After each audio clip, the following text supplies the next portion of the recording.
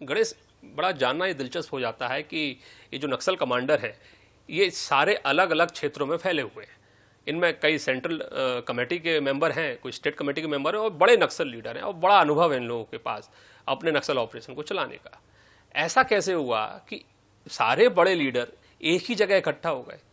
कहाँ, किस तरह से इनकी सोच थी कि एक जगह जाके इकट्ठा हो जाए? इनको क्यों लगा कि यहाँ पर इकट्ठा होना इनके लिए ज़्यादा सुरक्षित रहेगा, बल्कि एक साथ इकट्ठा होने की वजह से हमारे सुरक्षा बलों को इसमें बढ़त मिल गई? क्योंकि हिडमा, दामोदर, देवा, इनको ढूंढने में एक अरसा जो है सुरक्षा बलों ने लगाया है, लेकिन इतने बड़े सारे लीडर एक साथ एक ही जगह पर घेर लिए गए, ऐसा कैसे संभव हुआ? देखिए, 1980 के दशक में जब नक्सलवाद बस्तर में आया था, सन 1980 के दशक के आसपास जब बस्तर में नक्सलवाद पहुंचा था, बहुत कम संख्या थी उनकी। जी। तब से लेकर आज पर्यंत तक कई सरकारें बदली हैं, जी। कई सत्ताएं बदली हैं, परंतु पहली बार पिछले 15 महीनों में प्रदेश में सरकार के बदलने के बाद और केंद्र में भाजपा सरकार के आने के बाद जी। जिस तरीके से सरकार नक्सलियों पर हावी हुई है और जो दबाव बढ़ा है, जो एनकाउंटर्स हुए हैं, जो विकास कार्य हुए हैं, उसके बाद नक्सलियों के पास छुपने के लिए या अपने आप को बचाने के लिए कोई ऐसा कोर इलाका उनके पास नहीं बचा। बिल्कुल। ये एकमात्र इलाका है जो बीजापुर का ऊटूर का इलाका है। ये तेलंगाना और बीजापुर का बिल्कुल सरहद का सीमा है। जब अगर देखें तो बीजापुर के अंतिम गांव एक उसूर पड़ता है, फिर कांकेर, और उसके बाद अंतिम गांव कोई होता है बीजापुर का तो पामेड़ है।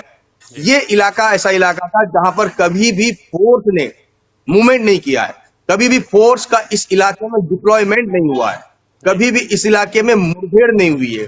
तो ऐसा लगता है कि नक्सलियों, और सबसे बड़ी बात ये जो पहाड़ी इलाका है काफी ऊंचे है, लगभग बीजापुर के सबसे ऊंचे पहाड़ियों में से ये पहाड़ियां गिनी जाती हैं। तो ऐसा लगता है कि नक्सलियों को भी ये लगा कि इससे ज्यादा सेफ इलाका कोई नहीं हो सकता, क्योंकि चारों ओर सड़कें बन गई, कैंप खुल गए, उनके पास किसी भी इलाके से क्रॉस होकर अबुझमाड़ या उड़ीसा या अन्य प्रदेश जाने के सारे रास्ते बंद हो गए। तो उनके पास इस इलाके के अलावा कोई भी सुरक्षित स्थान नहीं था, और यही एक बड़ी वजह थी कि वो लगभग 4 से 5 महीनों का राशन लेकर पूरी टीम इनकी उन पहाड़ियों पर शरण लिए हुए थी, और पिछले लगभग 2 से 2.5 महीना, लगभग 3 महीना पहले ही ये वहां पर पहुंचे हुए थे, और तब से लेकर अब तक लगातार ये वहां पर थे।